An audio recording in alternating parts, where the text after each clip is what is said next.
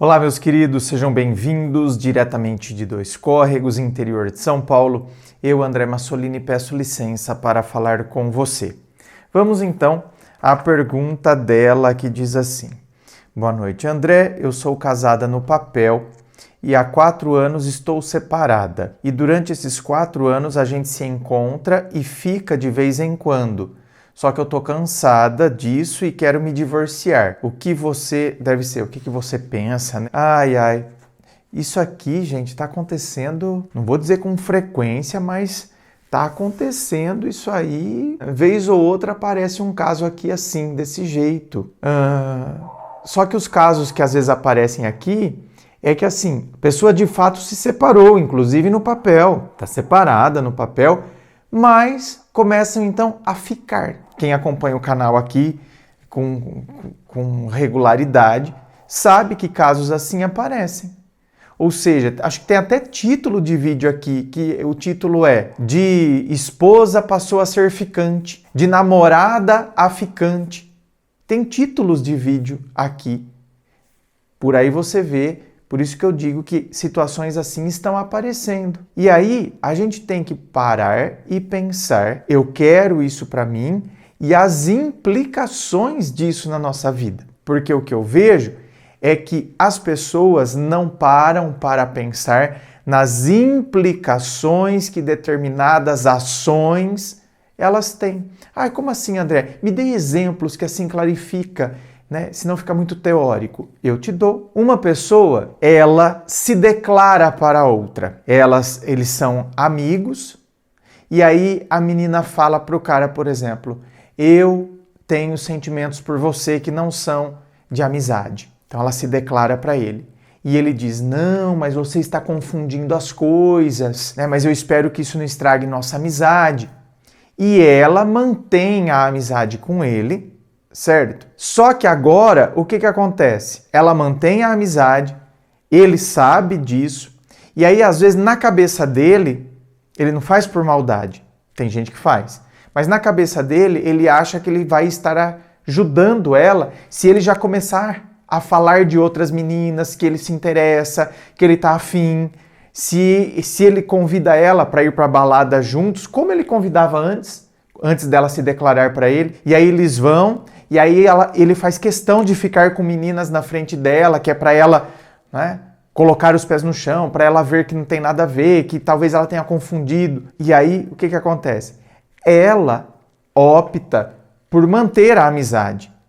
Não, eu vou manter a amizade, até porque, né, que chato, eu vou me afastar dele agora, parece que eu estou sendo infantil, fazendo birra. Só que as implicações desta decisão, quais são as implicações? Um sofrimento. Ela cria expectativa. Quando ele a chama para ir para a balada, agora que na cabeça dela ela se declarou, então por que ele está me chamando? Vai ver que lá ele vai ficar comigo. Aí ela vê ele ficando com outra. Então, as implicações disso. Eu não deveria ter ido. Eu deveria, na verdade, ter me afastado um pouco dessa amizade. Porque agora que eu me declarei e agora isso não vai funcionar. Ao menos por enquanto.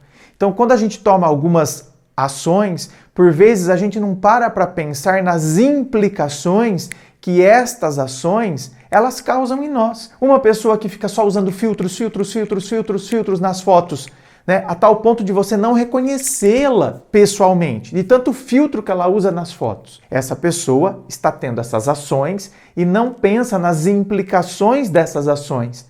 Ou seja, que quando eu transformo na rede social, eu me transformo naquela bonequinha de porcelana, as implicações disso é que eu vou começar a ficar insegura para conhecer pessoas no mundo real. Então, tá vendo? Tô te dando exemplos do que eu tô dizendo, que a gente não para pensar nas implicações das nossas ações. Nós estamos separados, porém não no papel. Há 4 anos já, mas a gente continua ficando de vez em quando. Quais são as implicações destas ações? Agora eu era esposa e agora eu sou ficante. O que isso produz em mim? E aí só você pode dar essa resposta. Será que isso não me causa ansiedade? Eu continuo ficando com ele? Por quê? Qual é a motivação para eu continuar ficando com ele? É uma motivação só sexual? Se fosse, será que você estaria cansada? Se fosse só uma motivação sexual, será que você estaria reclamando disso? Agora, tá vendo? Olha as implicações das nossas ações. Ainda que fosse só um interesse sexual, que talvez isso seja dele, talvez ele tenha só um desejo sexual, por isso que continua ficando com você de vez em quando, talvez seja ele ainda que te procure e você aceita. E se eu aceito, por que eu aceito? Eu aceito porque, no fundo, eu gostaria que voltássemos a ser um casal, por isso que não lutei para que nos separássemos de fato. Porque na minha cabeça, ele vai querer voltar um dia e assim pelo menos a gente já está casado no papel, não mexeu nada. Ou, continuando o meu raciocínio, antes de eu abrir esse parênteses, ainda que fosse só uma motivação sexual, certo? É só sexual essa motivação, mas eu continuo casada no papel. Quais são as implicações de eu continuar me relacionando sexualmente com ele? Eu vou conseguir conhecer uma outra pessoa? O fato de eu continuar me envolvendo sexualmente com o meu ex, que nem ex no papel é, né? Isso será que não compromete o fato de eu prosseguir com a minha vida amorosa? E se eu não prossigo com a minha vida amorosa, por que eu não faço isso? Será que não é por causa dessa situação aqui que fica uma porta entreaberta? Eu não sei se a gente está de fato separado, se não está. Ah, nós estamos, mas não estamos no papel. Ah, mas vocês estão juntos ainda? Não, de vez em quando a gente fica. Parece que a minha vida fica bagunçada. E uma vida emocionalmente bagunçada, quais são as implicações que isso me traz? Eu me sinto de fato bem? Ou eu vivo incomodada sem nem saber direito de onde vem esse incômodo? Tá vendo, gente? Olha quanta coisa. Isso em tão pouco tempo, né? Que eu tô refletindo aqui.